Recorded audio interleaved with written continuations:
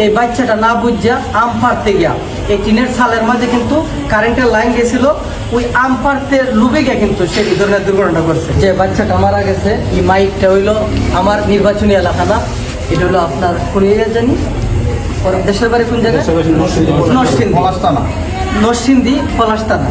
যে আমার এই খবর ভাই সুযোগ ভাইয়ের মাধ্যমে বেশিরভাগ খবর পাইছি। সেকেন্ড টাইম যে আমার ওমেরা জব করেন সাইফুল ভাই, যদিও তাদের বাড়ি নরসিংদী থাকে, তারা দীর্ঘদিন আমার এলাকাতে আছে। তারা এলাকার থাকা অবস্থায় একদিন কোনো ধরনের আমরা কোনো বিশৃঙ্খলা পাইছি না, খুব সুন্দরভাবে। কিন্তু দুঃখের বিষয়, এই বাচ্চাটা না বুঝা আম পাড়তে গিয়া এই টিনের সালের মাঝে কিন্তু কারেন্টের লাইন গেছিল, ওই আম পাড়তে লুবে গিয়ে কিন্তু সে এই ধরনের দুর্ঘটনা করছে। কিন্তু দোয়া করি আল্লাহ যেন ওনার বেস্ট নসিব করেন এবং ওনার ফ্যামিলির ধৈর্য ধরার তৌফিক দান করেন। কিন্তু খুব সুন্দর কষ্ট লাগে এই মর্মে, ওনার একটা ছেলে একটা মেয়ে, কিন্তু পতাকাটা পাইলে কিন্তু বাচ্চাটা আমরা সালাম দিত, যদিও আমার এলাকার না, কিন্তু এলাকার মাঝে প্রত্যেক বাচ্চা কাচ্চার লোকে মিশে গেছিল।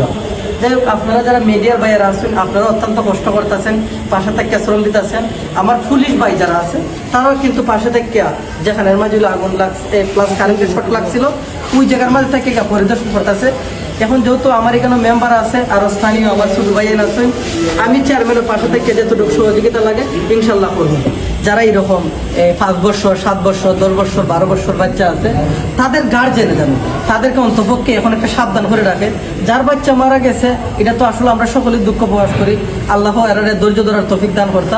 কিন্তু আপনাদের মিডিয়ার মাধ্যমে যেমনি অন্তপক্ষে বাকি গার্জেনেরা মানে সতর্ক হয়ে জায়গা, তারা যেন আর এই ধরনের মাঝে বাচ্চারা সাবধান রাখে আর কি। ধন্যবাদ আপনাদেরকে। আসসালামু আলাইকুম।